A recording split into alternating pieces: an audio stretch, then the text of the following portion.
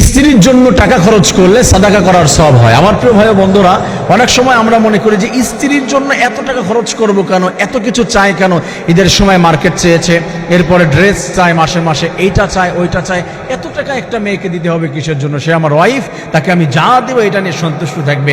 অনেকে কিপটামি করে। মনে রাখবেন, স্ত্রীর জন্য যদি আপনি টাকা খরচ করেন, রাসূল করিম সাল্লাল্লাহু আলাইহি ওয়াসাল্লাম জানিয়ে দিয়েছে প্রত্যেকটি টাকা আল্লাহ রাব্বুল আলামিনের রাস্তায় খরচ করার যেই সওয়াব, সাদাকা করার যেই সওয়াব, রব্বুল আলামিন সেই সওয়াব আপনার আমলনামায় দান করে দিবে। সুবহানাল্লাহ।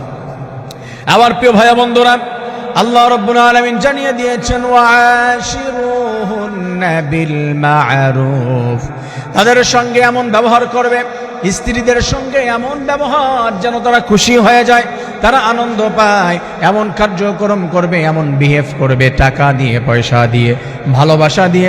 রাসূলুল্লাহ সাল্লাল্লাহু আলাইহি ওয়াসাল্লাম জানিয়েছেন, স্ত্রীকে খুশি করার জন্য আমার কোন উম্মত যদি টাকা খরচ করে, টাকা ব্যয় করে, আমি আল্লাহর রাসূল জানিয়ে দিলাম আল্লাহ তাআলা তার আমলনামায় প্রত্যেকটি টাকার বিনিময়ে সাদাকা করার সওয়াব দান করে দেয়। আমার প্রিয় ভাই বোনেরা, এই জন্য স্ত্রীদের জন্য আমাদের খরচ করতে হবে। মনে করব না তার জন্য এত খরচ করব কিসের জন্য, তার জন্য এত টাকা ব্যয় করব কিসের জন্য।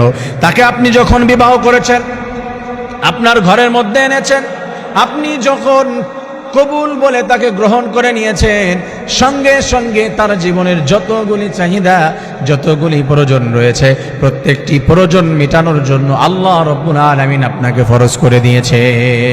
আল্লাহ ওয়াজিব করে দিয়েছে, ফরজ করে দিয়েছে, তার প্রত্যেকটি চাহিদা আপনার পূরণ করতে হবে। আর আল্লাহ তাআলা বলে দিয়েছেন, বান্দারে, আমার কোনো বান্দা এমন কোনো কাজ করবে আমার নির্দেশনা অনুযায়ী আর তাকে আমি সওয়াব দেব না, এটা কিভাবে সম্ভব? এটা হতে পারে না। আমার বান্দাটি তার স্ত্রীর জন্য খরচ করবে, আমি রব্বুল আলামিন হালাল পন্থায়, যদি হালাল ভাবে, সে হচ্ছে আল্লাহ রব্বুল আলামিনকে খুশি করার জন্য হালাল টাকাগুলি স্ত্রীর জন্য সে ব্যয় করে, তার চাহিদা অনুযায়ী আমি আল্লাহ তার প্রত্যেকটি আমলনামায় প্রত্যেকটি টাকার বিনিময়ে সওয়াব দান করে দেব। সুবহানাল্লাহ। আমার প্রিয় ভাই বন্ধুরা, এই জন্য আমরা কিপটামি করবো না, মনে করবো না সে হচ্ছে বাড়তি খরচ হয়ে যাচ্ছে তার পিছনে। না, আমাদের যতটুকু অ্যাবিলিটি আছে তাদের পিছনে আমরা খরচ করার চেষ্টা করব। আর প্রিয় মা ও বোনেরা যারা শুনছেন, আপনারা যদি মনে করেন আবার যে আমি তাকে প্রেশার দিব, যে কোরআন বলে দিয়েছে, সুন্নাহ বলে দিয়েছে, আমার পিছনে খরচ করলে তোমার সওয়াব হবে, তুমি কেন করছো না? না, প্রেশার দেওয়া যাবে না। তার যতটুকু অ্যাবিলিটি আছে, অ্যাবিলিটির উপরে বেস করে সে হচ্ছে আপনার পিছনে খরচ করবে। আপনি তার অ্যাবিলিটির বাইরে কখনো চাইতে পারবেন না। মনে রাখবেন, তাহলে কিন্তু আপনি হারাম করেছেন, আপনি আল্লাহকে নারাজ করেছেন, হাজবেন্ডকে নারাজ করেছেন, এটার কারণে আপনি জাহান্নামী হয়ে যেতে পারেন। তার অ্যাবিলিটির উপরে রেখে আপনি চাবেন আপনার পিছনে সে খরচ করবে। আল্লাহ তাআলা বলেছেন, এভাবে আমি রব্বুল আলামিন সুন্দর বন্ডিং যদি সৃষ্টি করতে পারে, এই পরিবারটি আমি জান্নাতি পরিবার হিসেবে কবুল করে নিব। সুবহানাল্লাহ।